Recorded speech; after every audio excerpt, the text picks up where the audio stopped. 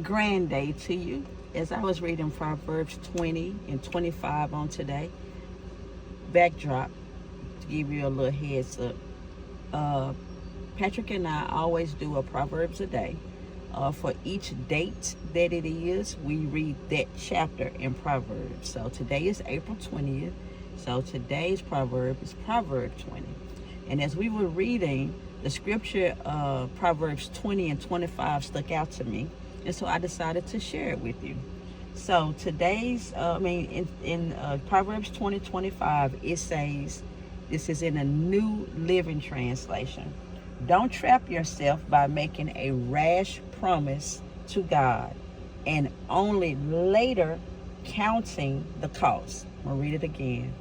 Proverbs 20:25 NLT. Don't trap yourself by making a rash promise to God and only later counting the cost.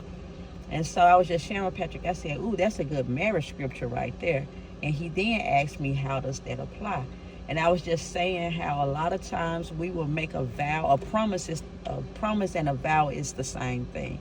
A lot of times we'll go to the altar, or married couples will go to the altar, make a promise to say for better, for worse, for richer, for poor, sickness and in health, and all of the tough times. Only later, after they have made the promise, to then step back and consider what they actually said, that they would do these things to who they would do it to say, oh, no, I ain't mean to say it to him or to her, when in actuality, it was rash. It was too fast. So what the wisdom in that is, make sure that before you go to the altar, that you stop and consider what you're saying you will do what to who with to God.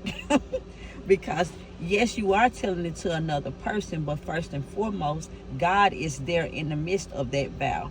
And so if I can say it like this, if you stop and count up the cost, take into consideration the person that you are saying I do to, will they change? If they never change, can you still keep your word? If the situation and circumstance never change, can you still stick and keep to your word? If the answer is no, then you should not give anyone your yes or your I will or I do.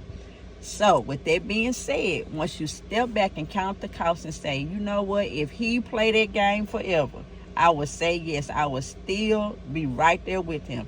If she never loses weight, I would be right there with her no matter what.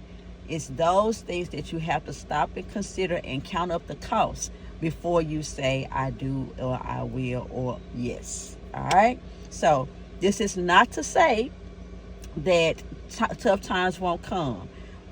However, once you run into it, step back, ask the Lord to give you renewed strength to keep your word to him and then to your spouse. All right? So be encouraged. Know we're praying for you and hope that your marriage continues to stand strong and that it continues to represent and glorify God and his kingdom.